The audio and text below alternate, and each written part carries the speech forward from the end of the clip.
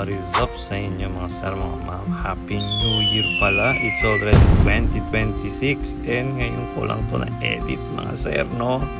Congrats! Na-survive mo? Yes! Nice one. Hindi na mo balik. Nice one. So, naging medyo busy tayo. At panoorin nyo na lang kung ano yung nangyari sa part 2 ng vlog na to. 9 AM, 4.97 kilometers. Now we're heading to Dragon's Back. At may mga baok may kasama. You know. Mataki na TV. So, na-meet namin to si Jibri. So, siya yung magdadala sa amin papuntang Dragon's Back kasi hindi namin alam yung papunta doon. Yung gusto mo lang mag-hiking pero ganito yung nakikita mo sa pag-hike nyo. Aray ko! Pag pupunta kayo ng Dragon's Back, so from Campana ay dadaan kayo ng barangay Lumayang. So quick stop muna para mag-additional ng tubig and to meet up with other hikers na pupunta din ng Dragon's Back. So going there ay medyo patirik na yung daan. So yung mga daan na ginagawa pa hindi pa tapos. Buti na lang nga nakilala namin yung grupo ng Ghibli. Kaya medyo easy na lang yung papunta doon.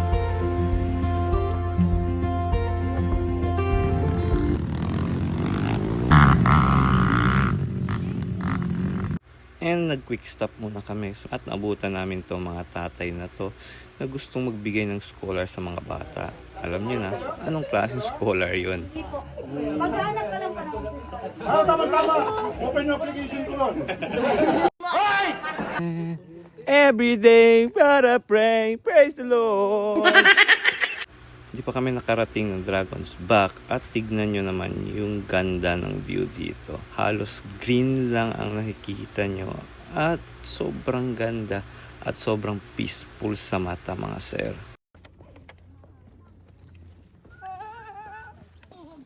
Chi, agarra todo el cuerno, Chi. Sige, Chi. I dare you. Kuya ha, modest kumigo kuya. Kamera to sa house, kumigo to kaya yun. Sige na, ito daw. Minsan, akala natin kailangan pa nating lumayo para makakita ng maganda. Pero habang naglalakad kami papunta rito, unti-unti mong nararamdaman na may kakaiba sa lugar na to. Pagdating mo sa Dragon's Back, dito mo maiisip na may ganito pala kagandang lugar na pwedeng puntahan dito mismo sa Zamboanga City.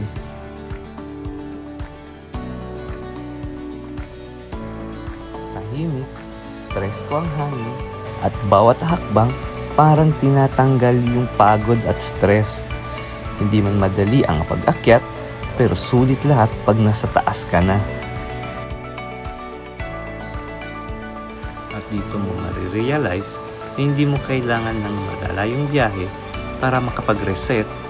Minsan, sapat na isang hike at konting lakad. So next stop namin, papunta naman kami sa Salaan River. Abangan nyo yan sa next vlog. You know, Dragon's Back!